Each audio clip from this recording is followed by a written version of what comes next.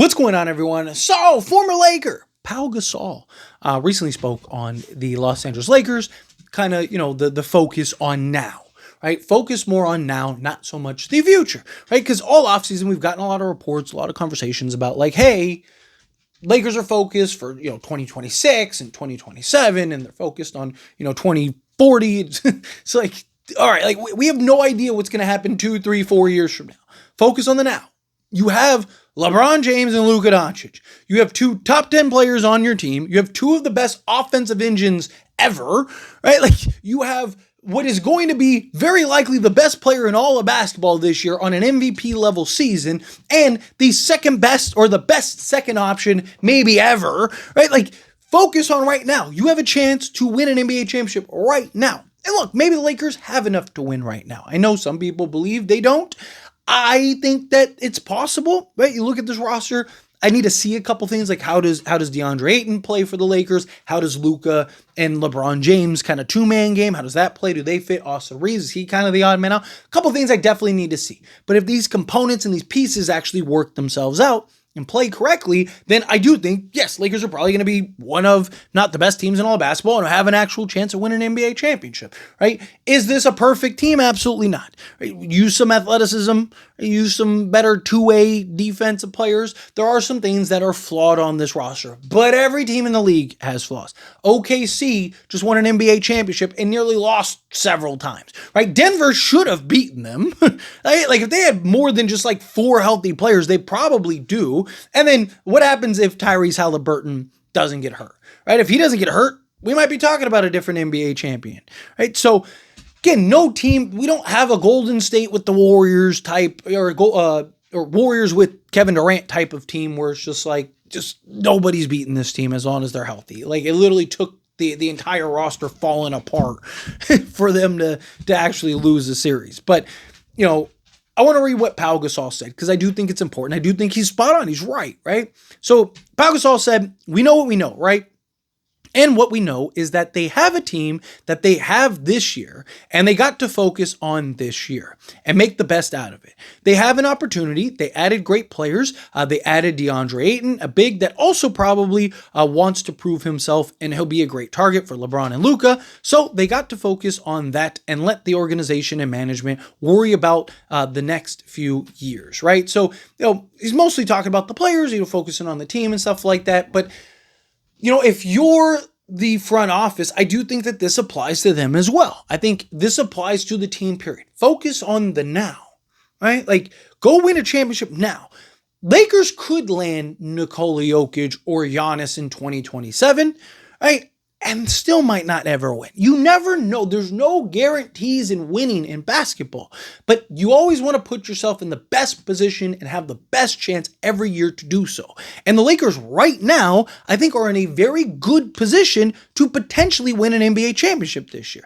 There's not a team that I look at in the league that I go, man, Lakers have zero chance of beating, right? And I do think that there's matchups that I prefer. I mean, even Minnesota, I still would have some concerns playing against just because of their athleticism and whatnot, right? But I think we are matched up much better. Like this team against Minnesota in the last playoffs, might be a completely different series, right? I mean, granted, you wouldn't have this Luka, but DeAndre Ayton, I think, solves a lot of issues for the Lakers right out the gate. And then you add in again Marcus Smart, Jake LaRavin, and some of these things.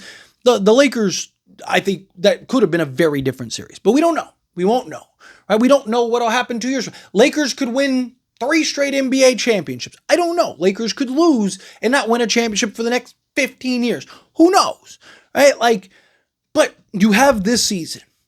That doesn't mean that you go and you rush and you do something foolish, right? I'm old enough to remember Timothy Mozgov and Luol Deng because Mitch Kupchak felt like if he didn't do something, he was going to lose his job and ended up setting the Lakers back a couple of years, right? Like it was more of a sabotage job rather than trying to save your job, right? So to me, I think, again, no trade is better than a bad trade. Be patient, stay the course.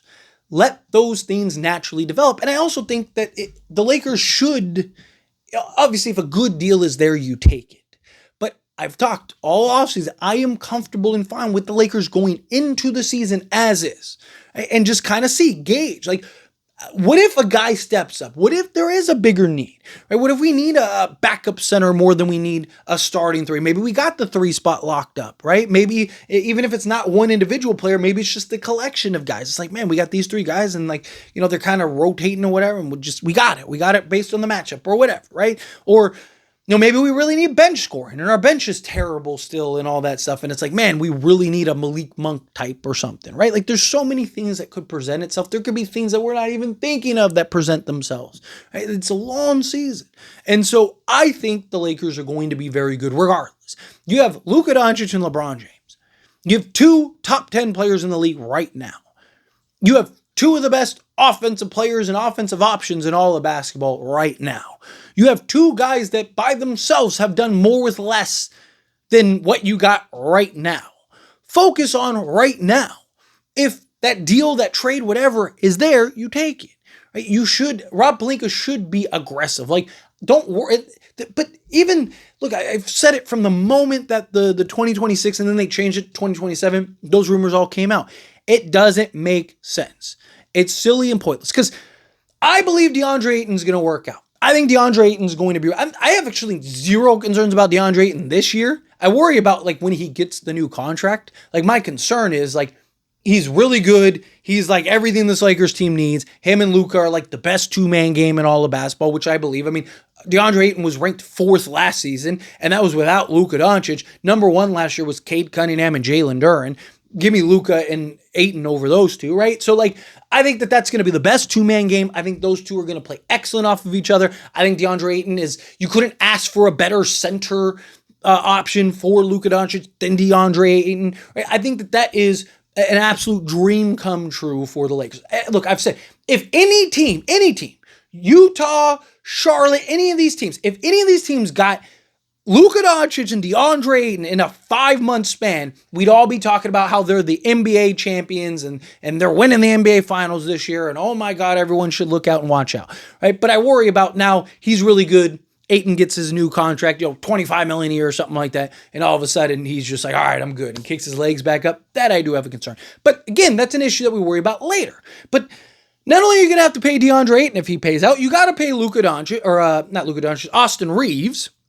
Right. And look, you had, you have a big shot Robert Horry talking about how like, oh, they need to sign and trade him and stuff like that, which I agree with. I just think that you should. But nonetheless, right, you have him you're going to have to pay, or sign and trade. We're going to bring in those guys and you're going to have to pay. You have all these guys. If Jake LaRavia works out, you're going to be talking about trying to get him a new extension or him a new contract, right? Like you have several guys that if they work out for you, you're giving new deals to. You're paying them new contracts, right? So like, why are we worried about preserving cap space in 2026? Also, if you win the championship this year, then you're probably running it back next year anyway, right? Same reason why I don't understand why there's so much talk about LeBron leaving. I think that's foolish. Right? Like the Lakers should be praying LeBron stays next year. Now, if the Lakers trade for a Giannis or a Jokic or something like that, then maybe that changes. Maybe, it's like, okay, maybe we do need him to go. But unless that happens, you're not getting a better option than LeBron James next year, right? Especially with the cap space. The best player available next offseason is LeBron James, right? So like you'd be letting go of the best option possible, the best player possible that you could sign to sign somebody worse, right? And it's not like there's anybody specific that makes sense long term. There's role guys and stuff, so you can maybe get some of those guys. But like another stuff, the closest thing there was Jaren Jackson Jr. Jaren Jackson Jr. was the only guy that made sense. That it's like, man, if you could get him, LeBron could depart. You could bring in Jaren Jackson Jr. Imagine Jaren Jackson Jr. next to DeAndre Ayton. It would have been beautiful. But guess what? Jaren Jackson Jr. decided to sign a new extension with Memphis, so he's off the table. So if you're the Lakers, the 2026 season made zero sense from the beginning, right? LeBron leaving made 0 sense from the beginning, right? Now 2027, if Giannis, if Jokic and those guys are available, but you don't even know if they will be, right? Like, again, if the Milwaukee Bucks even have the slightest inclination that Giannis is leaving, guess what? They are trading him. Same thing with Denver with Jokic. If either of those stars, their team believes they are going to leave, they are going to do whatever they can to trade them and get something back from them. And maybe that team is the Lakers, but then the Lakers need to have the pieces and assets and things necessary in order to pull that off. Right? Like, yeah, it'd be great if you had 60 million in cap space. You could be like, I can just absorb all that and give you a 60 million trade exception. But what are they going to do with that? Right? Like, they're going to want players. They're going to want picks. They're going to want assets. They're going to want all kinds of things. Right? They're going to want to try to kind of especially a team like Milwaukee that can't bottom out. Maybe if they could bottom out and it's like, man, we get like the biggest trade exception in NBA history. It's like, oh, that'd be cool. But realistically speaking, that's not going to happen.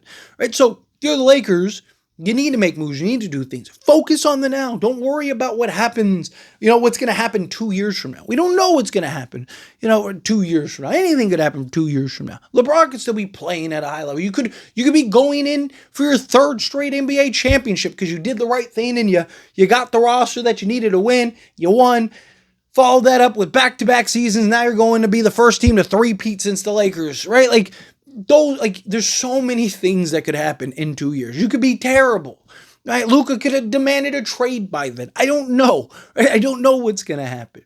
Right? So don't worry about it then. Worry about it next offseason, right? When it comes. It's like, okay, well, we need to position ourselves for that. Right? Like, you already got through the offseason. You're already in this position. You already got this worked out. You got Luka Doncic, who's going to be the best version of Luka that you could probably get and ask for. You have several guys that need and want to prove themselves. From Luka Doncic, DeAndre Ayton, Austin Reeves, Rui Hachimura. All these guys are in contract years. All these guys want to prove something. Even Jake LaRavia, Jared Vanderbilt, right? Gabe Vincent, Marcus Smart. You got guys that have been dealing with injuries the last few seasons that want to kind of prove themselves. You got a young guy in Jake LaRavia that wants to prove himself and show that he could be a guy in this league, right? Like Rui Hachimura's playing for a contract. You have so many guys that need to prove themselves this year that they're going to be the best versions of themselves, or at least try to be. Right? So if you're the Lakers, you should be going all in this season. That should be your focus this season, not all this other noise and nonsense. But anyway, as always, this is a discussion. I pass a question on you. Let me know your thoughts and opinions down in the comments. That being said, if you haven't liked this video, hit that like button. Helps me out. So we enjoy these types of videos, and I truly appreciate it. Not subscribe channel, hit that subscribe button. Turn on the bell notifications. Appreciate y'all. See you in the next one. Thank you.